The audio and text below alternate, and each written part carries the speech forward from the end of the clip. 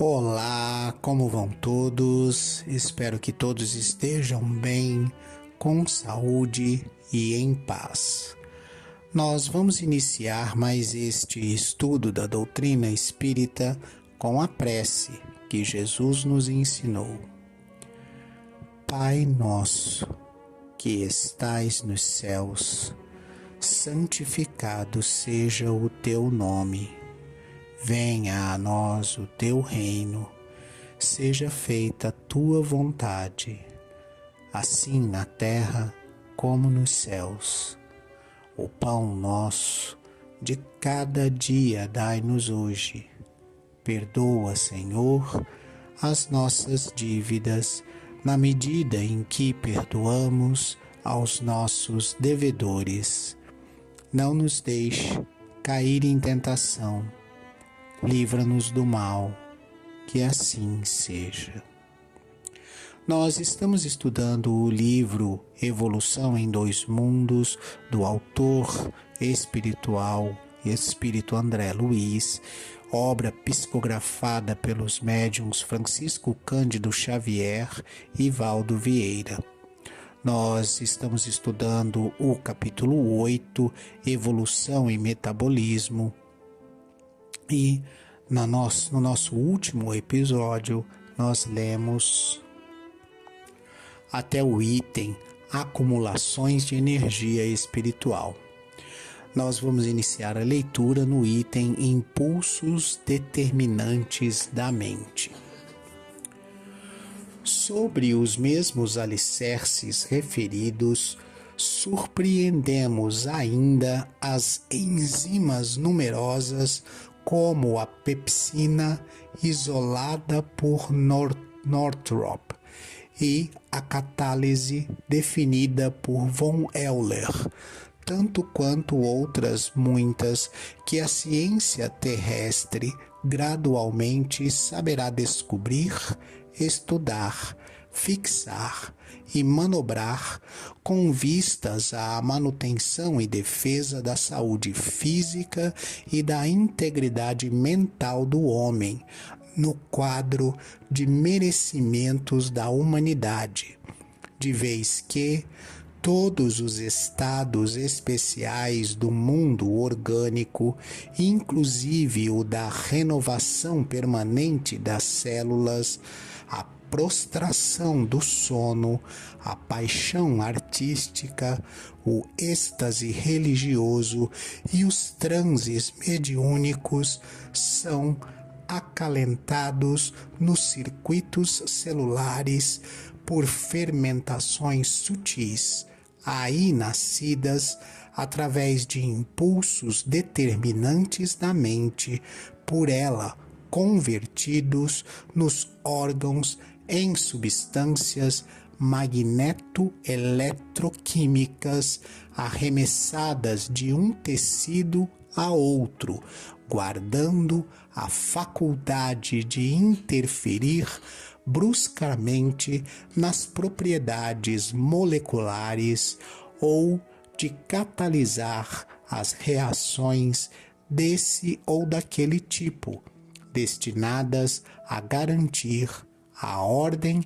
e a segurança da vida na urdidura das ações biológicas. Em identidade de circunstâncias, nos traumas cerebrais da cólera e do colapso nervoso, da epilepsia e da esquizofrenia, como em tantas outras condições anômalas da personalidade, vamos encontrar essas mesmas fermentações no campo das células, mas em caráter de energias degeneradas que correspondem às turvações mentais que as provocam. Agora vamos ajudar vocês a entender as pessoas que o André citou aqui. Então ele primeiro cita o Northrop, né? Quem é o tal do Northrop, né? Vamos lá. John Howard Northrop é um bioquímico dos Estados Unidos que, juntamente com James Batchelor Summer e Wendell Meredith Stanley, ganhou o Prêmio Nobel de Química em 1946. O prêmio foi concedido porque ele conseguiu isolar a cristalização e estudo de enzimas, que foi o que o André Luiz acabou de citar. Ele cita aqui que a pepsina foi isolada por ele, né? Então, o que a pepsina faz? A pepsina é uma enzima digestiva que quebra as proteínas dos alimentos em peptídeos, facilitando a digestão. E como vocês sabem, as proteínas são extremamente importantes para a nossa reconstrução celular e dos tecidos. Depois, o André cita o von Euler, né? Quem é o tal do von Euler? Ulf Svante von Euler, né? Ele é um sueco nascido em Estocolmo, né? E ele foi agraciado com o Prêmio Nobel de Fisiologia e Medicina em 1970. Ele foi o primeiro cientista a isolar a prostaglandina. Mas o que tem a ver com aquele negócio que o André falou lá, a tal da catálise, né? O que é a catálise? A catálise é uma enzima que decompõe o peróxido de hidrogênio, vulgarmente conhecido por nós aí como água oxigenada, que é o H2O2, né? E ele transforma isso na água normal e no oxigênio, né? Separando esse átomo a mais aí de oxigênio, né? Ela é produzida por quase todos os organismos vivos. O André chama a nossa atenção, né, para esses dois cientistas, mas ele também diz que a ciência terrestre ela ainda tem muito a descobrir, a estudar, a fixar, né, e ainda tem muita coisa ainda para ser feito, que vistas aí que tem como objetivo a manutenção e a defesa da nossa saúde física e da nossa integridade mental. Então a nossa ciência ainda está engatinhando ainda nesses conhecimentos, mas o que é importante a gente guardar desse texto aqui, dessa leitura que a gente acabou de fazer?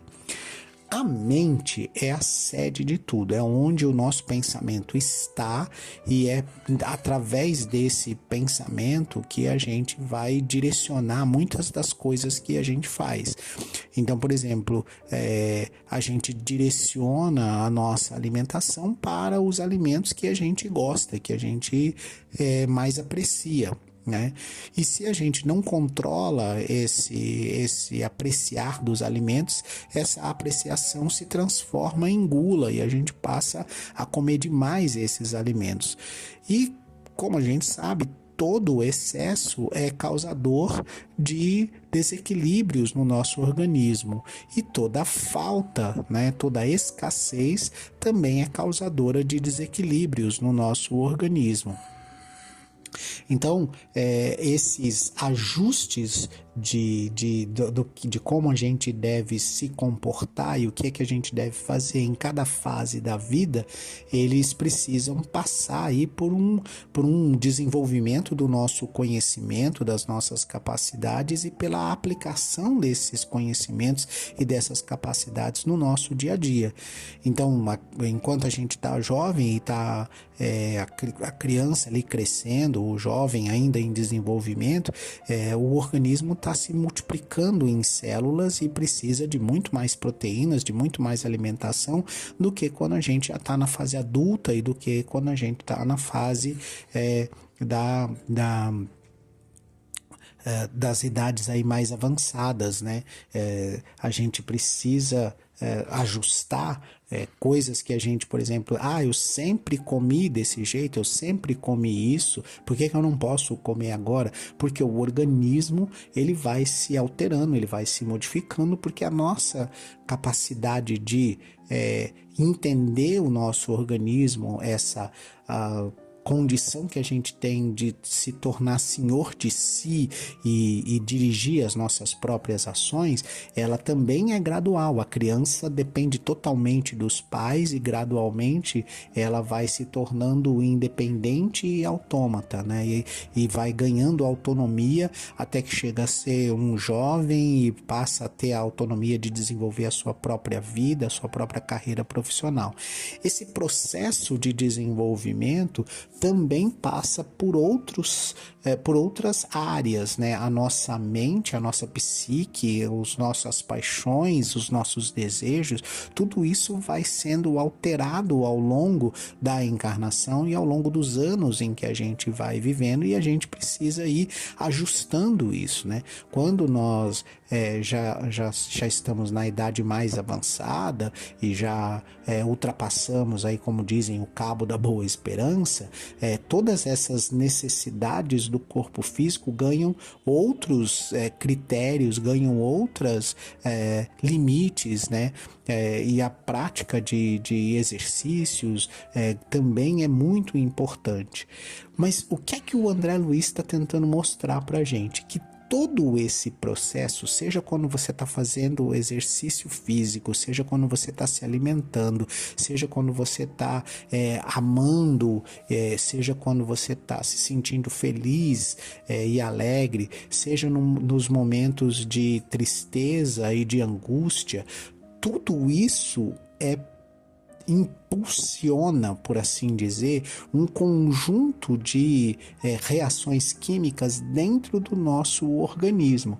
Você vê que ele chama a atenção para alguns impulsos aí que são da nossa mente e que fazem interferências muito grandes. Ele diz que a cólera causa traumas cerebrais, né? E colapso nervoso. Então a gente precisa começar a compreender que cólera é um sentimento, Valdir. Cólera é uma reação, ele é uma paixão. Cólera é uma paixão. Cólera é um desequilíbrio da nossa reação em relação a uma determinada situação. Encolerizar-nos faz com que uma descarga de energia impulsione uma série de reações químicas que são extremamente prejudiciais ao nosso cérebro.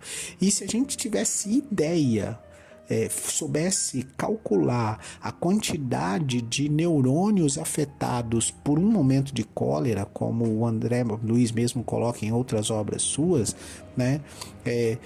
Como é danoso para a gente ter esses momentos e como esse impulso colérico ele ataca o nosso organismo, a gente teria uma responsabilidade maior, procuraria ter mais controle sobre isso, né? E muitos desses impulsos vão acabar trazendo tanto prejuízo que vão causar doenças como, por exemplo, a epilepsia e a esquizofrenia, né? Mas não de imediato, mas ao longo do tempo, porque esse dano, esse colapso, essa situação, ela está plantada, ela está arraigada na mente. Na medida em que essa mente vai formando novos corpos e carregando ainda consigo essas tendências e essas situações, o organismo que vai sendo construído, e é por isso que a gente falou tanto que o próprio espírito traz a sua herança espiritual, no sentido de os seus vícios, as suas virtudes, as suas conquistas e as suas mazelas, essa construção do cérebro acaba por não ser tão coerente como ela deveria ser, e você tem, por exemplo, casos de epilepsia e casos de esquizofrenia que vão aparecer ao longo da vida ou mesmo desde a infância, desde a mais tenra infância, por conta desses desequilíbrios continuados que ficam gravados no nosso perispírito e que a gente precisa aprender a controlar e a cuidar, né? É importante que a gente tenha isso em mente, que é através da nossa mente, do nosso pensamento, é através dos equilíbrios ou desequilíbrios dos nossos sentimentos, das nossas paixões, das nossas sensações, que a gente causa uma série de problemas no corpo físico, seja no momento de construção e concepção desse corpo físico, seja posteriormente a essa construção e concepção ao longo da vida, causando danos contínuos e incessantes por conta do nosso comportamento colérico, por conta do nosso desequilíbrio, por conta das dificuldades que a gente provoca. Sigamos. Metabolismo do corpo e da alma. O metabolismo subordina-se desse modo à direção espiritual tanto mais intensa e exatamente quanto maior a cota de responsabilidade do ser pelo conhecimento e discernimento de que disponha e, em plena floração da inteligência, podemos identificá-lo não apenas no embate das forças orgânicas, mas também no domínio da alma, porquanto raciocínio organizado é pensamento dinâmico e, com o pensamento consciente e vivo, o homem arroja de si mesmo forças criadoras e renovadoras, forjando desse modo na matéria, no espaço e no tempo os meandros de seu próprio destino. Pedro Leopoldo, 9 de fevereiro de 1958. O que o André acabou de nos falar?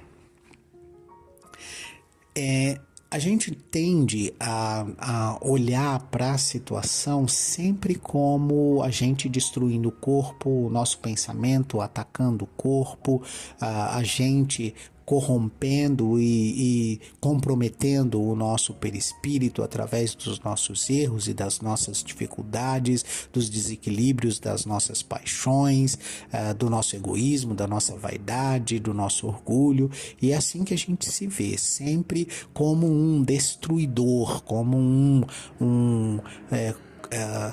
algo que está sempre produzindo algo de ruim em relação ao nosso perispírito e em relação ao nosso futuro. Mas o contrário, ele também existe, né? O outro lado também existe. Então, na medida em que eu tenho conhecimento e discernimento e passo a me disciplinar como espírito, disciplinar esse meu comportamento e passo a ter mais responsabilidade sobre esse meu comportamento, passo a conter esses momentos de cólera, passo a conter esses momentos de raiva, ao invés de explodir numa série de palavras e impropérios ofendendo as outras pessoas, eu consigo calar e engolir tudo que eu vou falar de impropério e segurar comigo, e mantendo esse processo de aprendizado e desenvolvimento, eu vou cada vez mais próximo do equilíbrio que eu tanto almejo, né? Eu vou então lutando contra toda essa minha tendência mental, lembrando que as minhas forças orgânicas vão seguir essa tendência minha. Na medida em que eu vou me corrigindo dessas minhas imperfeições, na medida em que eu vou controlando essas minhas paixões, que eu não vou deixando me levar por essas paixões, por esse instinto primitivo e desenfreado, na medida em que eu vou usando todo o conhecimento que eu vou adquirindo, seja ele na doutrina espírita, na medida em que eu vou discernindo melhor sobre a moral, sobre a ética, mesmo que a minha consciência ela ainda se lembre e carregue consigo o peso de erros que eu cometi no passado, eu olho para o momento em que eu estou no presente e vejo que eu estou num outro momento, que eu estou tomando decisões diferentes, que eu estou me esforçando no sentido de conter essas paixões, conter essas minhas explosões, e estou conseguindo fazer isso. Eu ainda tenho o sentimento, eu ainda tenho aquele pensamento colérico e aquele eflúvio, mas eu estou conseguindo conter, eu não estou levando isso adiante. Eu tenho aquele instante em que eu vou ter o desequilíbrio, mas eu consigo conter esse desequilíbrio, eu não transbordo encolerizado em palavras ofensivas. Eu seguro isso, lembro que eu tenho que me controlar, me controlo, faço, por exemplo, uma prece e retomo o reequilíbrio, eu vou diminuindo o tamanho do dano e com a prece, com o autocontrole, com o retorno ao equilíbrio, eu vou me tornando criador e renovador das células que eu mesmo destruí. Então, quanto mais cedo eu passo a fazer esse controle dos meus sentimentos, das minhas paixões, quanto mais cedo eu recebo conhecimento necessário para compreender por que eu não devo fazer dessa forma, e quanto mais cedo eu me esforço, eu uso toda a minha vontade, toda a minha força íntima, no sentido de reformar esse meu íntimo, de não me sentir assim ofendido por coisas tão pequenas, de não me melindrar por coisas tão pequenas e manter o meu equilíbrio, eu passo a construir células melhores, renovadas. Eu passo a forjar uma nova matéria de corpo, e eu passo a utilizar melhor o tempo que eu tenho de vida, o tempo que eu tenho de encarnação, e passo a aproveitar esse espaço de convívio com as outras pessoas para construir relações mais harmônicas.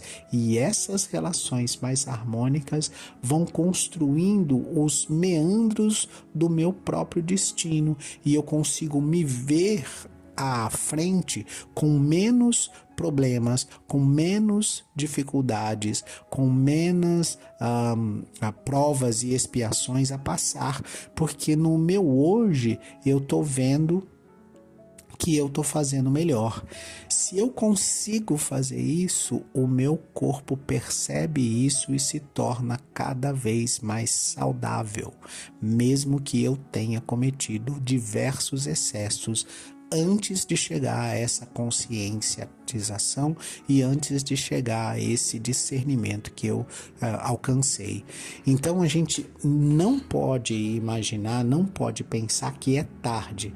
A gente precisa sempre buscar esse conhecimento, esse discernimento, essa disciplina das nossas paixões, dos nossos instintos mais primitivos, e conter as nossas emoções e ajustar as nossas emoções para o amor, para a caridade. Esse é o trabalho a fazer. Eu me despeço de vocês com a prece que Jesus nos ensinou. Pai nosso, que estais nos céus, santificado seja o teu nome. Venha a nós o teu reino. Seja feita a tua vontade, na terra como nos céus. O pão nosso de cada dia dai-nos hoje. Perdoa, Senhor, as nossas dívidas, na medida em que perdoamos aos nossos devedores. Não nos deixe cair em tentação. Livra-nos do mal. Que assim seja.